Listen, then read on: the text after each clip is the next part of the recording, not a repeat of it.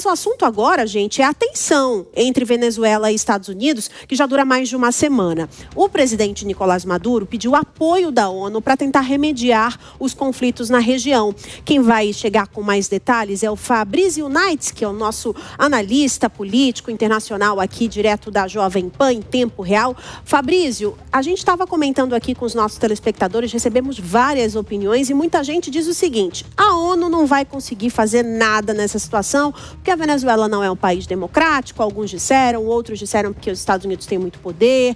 Enfim, qual a sua análise, meu amigo? Bem-vindo.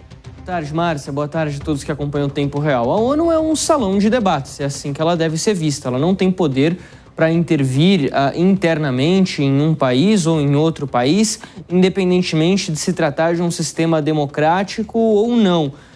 Então, isso limita muito aquilo que a ONU pode fazer desde sempre. A questão é que agora, nesses últimos anos, nos últimos tempos, com o avanço de diversas guerras no mundo, a ONU tem ficado desmoralizada perante o cenário internacional. Muito se fala em uma reformulação da ONU, pensar como que ela pode ser mais ativa, como que ela pode ser mais decisiva em questões internacionais, na questão do Conselho de Segurança também. O próprio presidente Lula aqui no Brasil fala bastante sobre isso, porque os moldes ao qual ela foi construída, ao qual ela se baseou para ter início lá na década de 40, depois da Segunda Guerra Mundial, era de um mundo que já não existe mais atualmente e ela acabou ficando um pouco para trás nesse aspecto. Mas a ONU segue sendo um salão de debates muito importante, inclusive para mediação de situações como essa que a gente está vendo aqui nesse momento. O que acontece entre Estados Unidos e Venezuela? O governo venezuelano anunciou,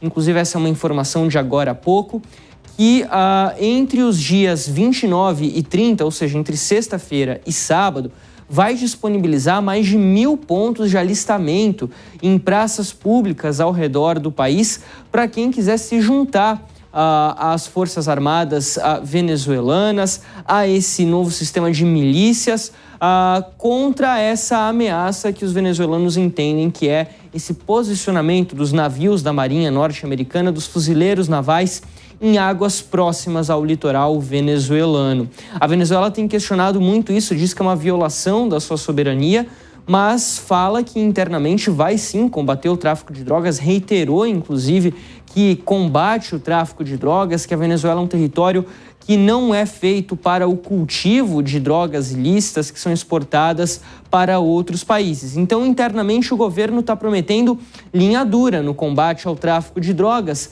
E se essa intenção dos Estados Unidos de combater esse transporte for exatamente essa, como a Casa Branca tem descrito, de combater esse envio de drogas aqui da América do Sul em direção ao Caribe e posteriormente aos Estados Unidos, talvez o governo norte-americano se dê satisfeito com isso e possa recuar no seu posicionamento. O que deve ser pouco provável, porque embora os Estados Unidos tenha essa intenção de cortar o tráfico de drogas aqui na região, é interessante do ponto de vista norte-americano manter esses navios aqui na costa da Venezuela e deixar o presidente Nicolás Maduro, no mínimo, assustado, né, Márcia, Bruno?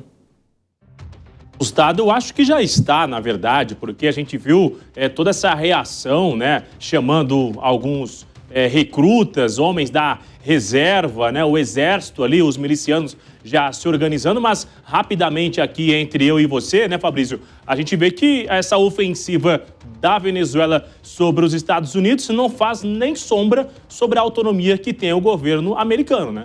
Não, de maneira alguma. Os Estados Unidos não têm, em relação a militar, a Venezuela, o que temer nesse aspecto. Agora, uma invasão potencial à Venezuela não seria uma operação necessariamente simples, né, Bruno? Apesar desse grande diferencial do aparato militar de um país e do outro. Até por conta de questões como o terreno, a movimentação de tropas, nada disso é simples. Quando a gente fala em guerra, por exemplo, Rússia e Ucrânia, são países que estão ali colados um no outro, que fazem fronteira. O deslocamento de tropas é muito mais simples. Israel, na faixa de Gaza, a mesma situação. Agora, entre Estados Unidos e Venezuela, há uma fronteira natural muito grande, há uma divisão muito grande e isso dificulta as operações. Basta a gente lembrar de operações militares passadas dos Estados Unidos como, por exemplo, no Iraque e no Afeganistão, onde os Estados Unidos deslocaram um grande número de tropas nesses dois países e tiveram operações militares que não cumpriram com seus objetivos. A retirada das tropas americanas do Afeganistão foi um verdadeiro fracasso. No caso do Iraque, então, a situação muito grave que dizimou o país e não cumpriu com objetivo nenhum. A gente fica de olho, já voltamos a conversar. Sempre muito bom recebê-lo aqui ao vivo em tempo real, o Fabrício Naix, ao vivo na Jovem Pan. Ótima tarde a você, amigo.